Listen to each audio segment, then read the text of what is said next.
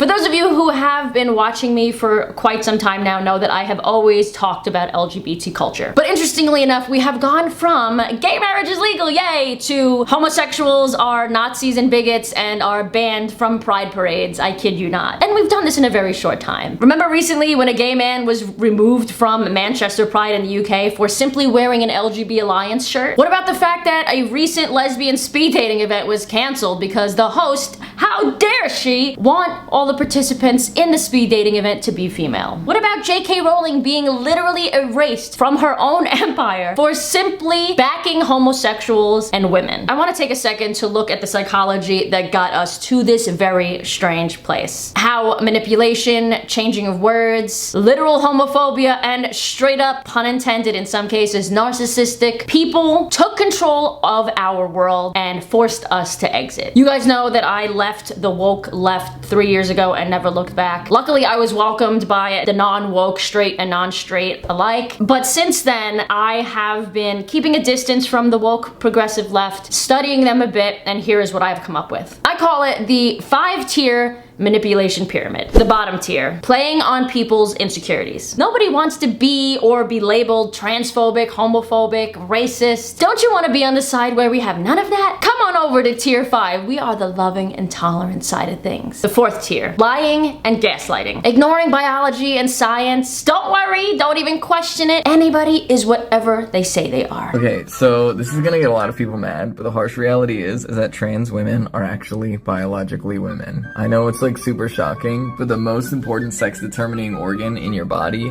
is actually your brain. Don't believe your own eyes. There's no such thing as biological men. That's not a real thing. That is a transphobic dog whistle. What it's doing is it's trying to justify transphobia using science when, first of all, man is a term associated with gender and not with sex. But even if we were talking about males, sex is also a spectrum. Yeah, sex is not a spectrum. Sex traits are, but not sex. You either create ova or sperm. That's it. Well, if we can't lie to you, at least you can lie to your parents and doctors. Show that you have gender dysphoria. If you don't have gender dysphoria, just lie about it. Because remember, tier 5 says, we are the loving and tolerant part of things. We will protect you. And don't worry if you mess up, we will just talk down to you like you're a child. Friends, I see you really trying, and I understand that you've been conditioned really hard to use this kind of language.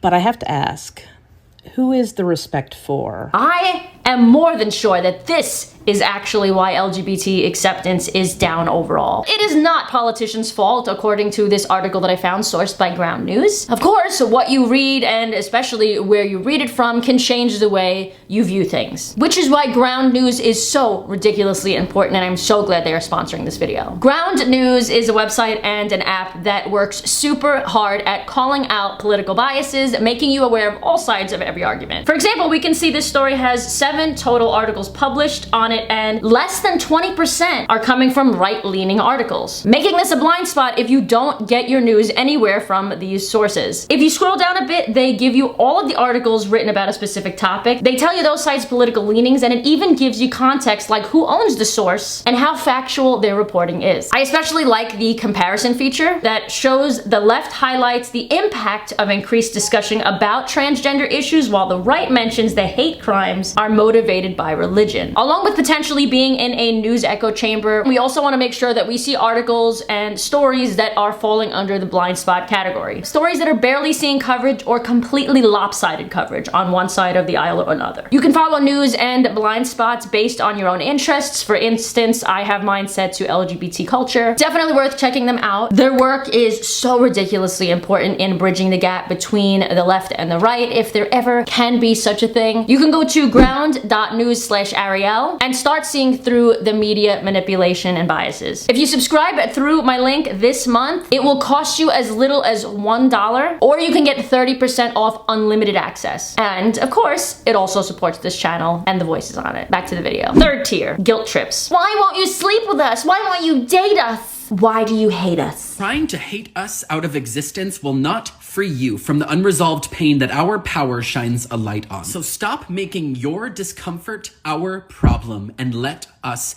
be. That is how we will all truly be free. Also, there might be a little bit of love bombing here and there. I love you. And once you love you, then you will be able to love me. Stop making your discomfort our problem is probably the most ironic thing they could have said. This person was talking specifically about trans people in bathrooms, but we can take that same logic and apply it to other scenarios. If you're uncomfortable, it's because you don't love me. Stop thinking about yourself. If you don't want me in your dating pool or bathrooms, you're asking directly for trans genocide. What? We are heading into step 8 of a genocide, so what do I have to lose at this point? Second tier, being dismissive. The LGB is nothing without the T. Your spaces, your hard-earned spaces. Most of our movements have been trans-led.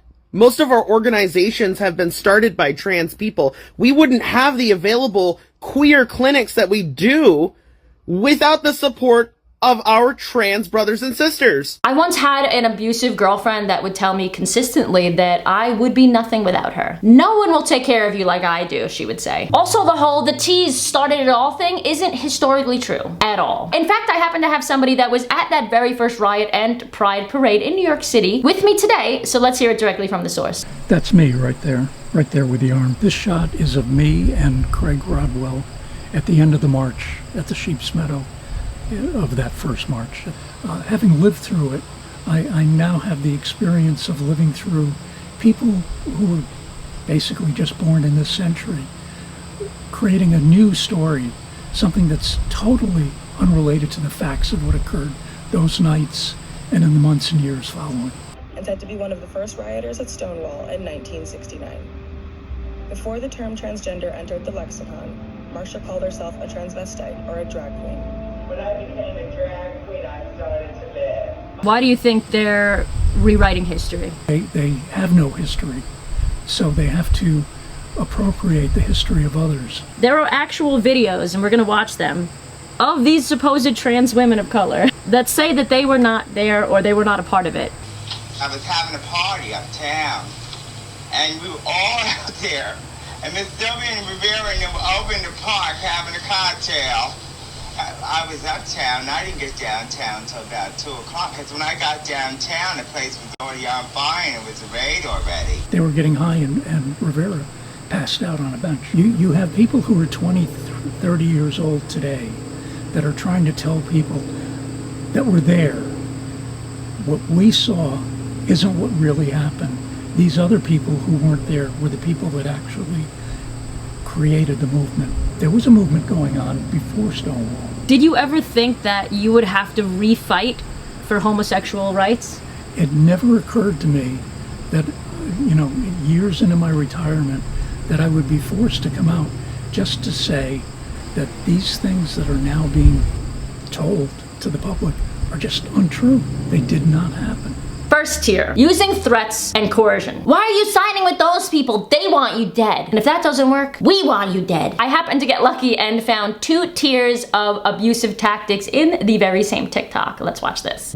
By segregating us from your community, it's not going to make them like you anymore, right? By trying to remove us from your community, it's not going to protect you more. They will still continue to come for your rights. They just want to deal with us first because they know that we get the most work done. Just for fun though, even though I do have a fairly good understanding of abusive tactics that people use, I looked up the typical manipulation tactics and here is what they say. Playing on insecurities, the silent treatment, passive aggressiveness, being dismissive or diminishing, treating you like a child, blaming the victim for the abuse, using guilt trips, using threats or coercion. All of the things these woke activists do. Textbook. Why do they even pretend to be happy though when we know for a fact that misery loves company? Anyway, trans joy is real and detransitioners should die. By the way, that little smirk that they do, there's a psychological name for that. I talked about it in a video, I think 2 weeks ago. I'm gonna link it down below for you guys. Definitely go and watch it if you have not already. It is called Duper's Delight, and it is when people know that they are lying to control you. I find it really wild that bigots love to make the argument that there's some sort of queer agenda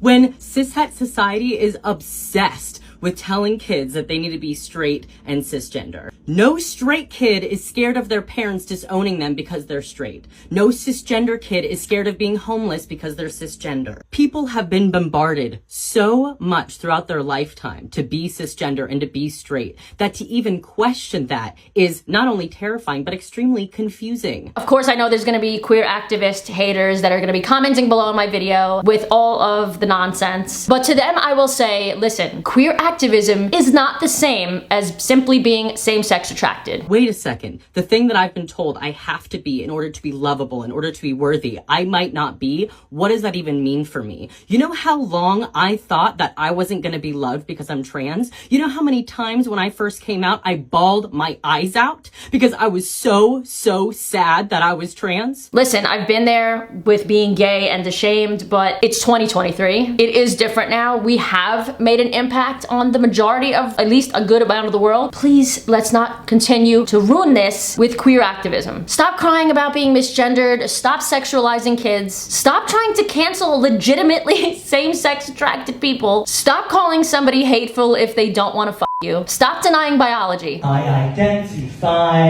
as a transgender, lesbian, sperm-producing female. Maybe, just maybe then, we won't need a queer agenda. We could just go on living as we were 10 years ago. I'm non-binary trans femme, and I often have people ask me to explain my gender a bit more. So here's a communist catgirl revolution. Yeah, and here's Rick Astley. I will not explain further. This is not the same as me. Thank you so much for watching. If you enjoyed this video, give it a big thumbs up. And of course, go and check out Ground News and the Rumble live stream that are linked in the description below. And if you are not subscribed to me, make sure to do that now. And I will see you guys back here on Sunday with a brand new video. Keep calling out the bullshit.